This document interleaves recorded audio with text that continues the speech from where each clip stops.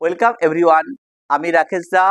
আমরা যারা মাধ্যমিক পরীক্ষা দেব তাদের জন্য আমি মাধ্যমিকে কোন প্রশ্নগুলি আসবে এই নিয়ে বারংবার আমি তোমাদের বিভিন্ন ভিডিও দিয়েছি। আমার ক্লাসটা যারা ফলো করছো তাদের সবাইকেই ধন্যবাদ, এবং মাধ্যমিক পরীক্ষা তোমাদের যাতে ভালো হয় তার শুভেচ্ছা অভিনন্দন থাকবে। আজকে আমরা কোন প্রশ্নগুলি মাধ্যমিকে 8-এ আসবে এই পার্টটা আমরা একটু দেখে নেব।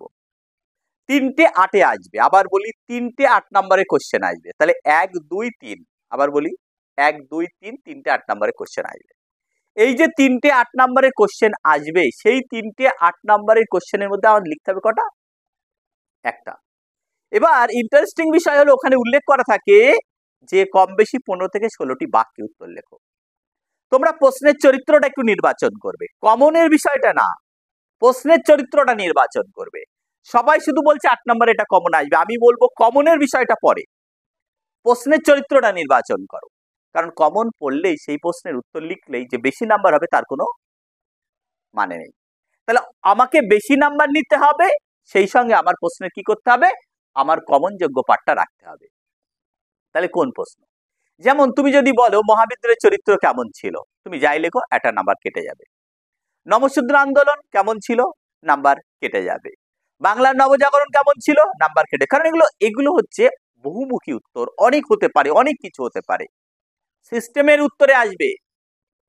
যদি কিনা বলে যে সাঁওতাল বিদ্রোহের কারণ কি ছিল বা সাঁওতাল বিদ্রোহের গুরুত্ব কি ছিল, বৈশিষ্ট্য, তখন এই প্রশ্নে যেতে হবে। অর্থাৎ আমাকে প্রশ্নটা ভাঙতে হবে, কোন প্রশ্নের উত্তর এইটুক, এর বেশি আর নেই, ওইটা নির্বাচন করবে। এটা কিন্তু তোমাদের, আমি আমার যে অভিজ্ঞতা, আমার ইতিহাসে যারা পরীক্ষা দেয় আমার সমস্ত গাইড নিয়ে, তারা 95 98 ম্যাক্সিমাম সবাই পায়। কেন পায়? এর কারণটা একটাই, প্রশ্ন নির্বাচন করা। 8 নাম্বারেরটা বিশেষ করে প্রশ্ন নির্বাচন করা ভীষণ ক্রুশিয়াল পার্ট।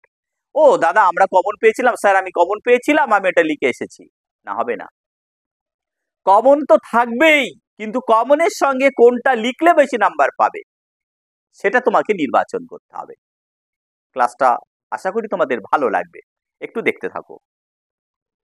এখানে দেখো যে 8 নাম্বার বলে, অর্থাৎ মাধ্যমিক সাজেশন 2026 বলে তোমাদের পাঠটা করা আছে। এখানে 8 নম্বরের প্রশ্ন আমি একটা লিস্টেড করে রেখে দিয়েছি। সেখানে আমি বলেছি দেখো সশস্ত্র বিপ্লবী আন্দোলনে ছাত্রদের ভূমিকা বা তারা কতদূর সাফল্য অর্জন করেছিল। তাহলে এই যে সশস্ত্র বিপ্লবী আন্দোলন, তার মানে বাংলার বিপ্লববাদ। সেই বিপ্লববাদ আন্দোলনে মাস্টারদা সূর্য সেনদের নেতৃত্বে যে আন্দোলন পরিচালিত হয়েছিল, সেই সেই আন্দোলনে ছাত্রদের ভূমিকা উল্লেখ করে দিতে পারে যে দুজন ছাত্রের নাম, তারা কি অংশগ্রহণ করেছিল, তারা কিভাবে যোগদান করেছিল, প্লাস তারা কতটা। তখন প্রশ্নের উত্তর কিন্তু এই প্রশ্নের নাম্বার ভালো হবে, কারণ দুজন ছাত্র, তার তো লিমিটেড পার্ট থাকবে, বেশি তো থাকবে না। আমরা সূর্য সেন যে পাঠটা আমরা যদি লিখি তার একটা নির্দিষ্ট পাঠ, উমাতারা বিশ্ববিদ্যালয়ের শিক্ষক মহাশয়, তা আমি পাঠে ব্যাখ্যায় আসছি না। এরপর রবীন্দ্রনাথ ঠাকুরের শিক্ষা চিন্তাধারা, রবীন্দ্রনাথ ঠাকুরের প্রকৃতি, মানুষ, শিক্ষার সমন্বয়, বিশ্বভারতী এবং শান্তিনিকেতনের অবদান। তোমরা মাধ্যমিকে এই যে দুটো প্রশ্ন আমি বললাম, এই যে দুটো প্রশ্নের মধ্যে তোমরা একটা কোশ্চেন তোমরা 100-এ 100% তোমরা কমন পাচ্ছ। 1 আর 2 এর মধ্যে একটা তোমরা 100-এ 100% তোমরা কমন পাচ্ছ, কেউ আটকাতে পারবে না। কমন নিয়ে পরীক্ষা দিয়ে তোমরা বাড়ি ফিরতে পারবে। আমি বললাম তোমাদের 1 আর 2। এরপর আমাদের মোট প্রশ্ন 3টে কমন আসবে, আরেকটা সেট কমন আসবে কোনটা না, পণ্ডিত বিদ্যাসাগর মহাশয় থেকে বাংলার নবজাগরণ। তাহলে পণ্ডিত বিদ্যাসাগর মহাশয়, রাজা রামমোহন রায়, ব্রহ্ম আন্দোলন, নবজাগরণের চরিত্র। তাহলে বিদ্যাসাগর মহাশয়ের বিধবা বিবাহ, বিদ্যাসাগরের বিধবা বিবাহ কতটা সাফল্য অর্জন করেছিল, রাজা রামমোহন রায় সতীদাহ প্রথা কতটা সাফল্য অর্জন করেছিল, ব্রহ্ম আন্দোলনের বিবর্তন বিভাজন বা মূল্যায়ন বা কেশবচন্দ্র কতটা যোগদান করেছিল, বাংলার নবজাগরণের চরিত্র। এই যে 4টে কোশ্চেন আমি বললাম, বিদ্যাসাগর, রামমোহন, ব্রহ্ম আন্দোলন, নবজাগরণ, এখান থেকে একটা সেট কমন পাবে, কমন পাবেই পাবে, এবার মান নেই। তাহলে আমি তোমাদের যে কমনটা বলছি এটা কোনো উড়ে এসে কমন বলছি না, অর্থাৎ একটা সায়েন্টিফিক সাজেশন। এটা বারবার বলি, রায়মার্টিনের কথাটা উল্লেখ করে সায়েন্টিফিক সাজেশন, এখানে সেই সায়েন্টিফিক সাজেশন। এটা এখানে দ্বিতীয় কোনো ভাবনা তোমাদের মধ্যে নেই। আর দুটো প্রশ্ন আছে, মহাবিদ্যালয়ের চরিত্র প্রকৃতি, বাংলার নবশূদ্র আন্দোলন। এই নমশূদ্র আন্দোলন, মহাবিদ্রোহের চরিত্র, এটা দুটো ফাটকা কোশ্চেন বলা হয়। কখনো কখনো আসে, কখনো কখনো আসে না, এরকম ধরনের একটা কোশ্চেন। তো এই মহাবিদ্রোহের চরিত্র, বাংলা নবজাগরণের এই বাংলা নমশূদ্র আন্দোলন, এটা তোমরা করতেও পারো, নাও করতে পারো, কিন্তু এক্ষেত্রে মনে রাখবে এই দুটো পার্ট তোমরা করবে আর এই 4টে পার্ট রেডি রাখবে। কারণ প্রশ্ন যদি ভেঙে আসে, সংক্ষিপ্তকারে আসে, তাহলে তোমরা নাম্বারটা বেশি পাবে, নাম্বারটা বেশি পাবে। এইখানটা আমার একটু ভিডিওতে একটু লাইট একটু প্রবলেম হচ্ছে, এখানটায় রবীন্দ্রনাথ ঠাকুর আছে, একটু তোমরা খেয়াল করে নিও।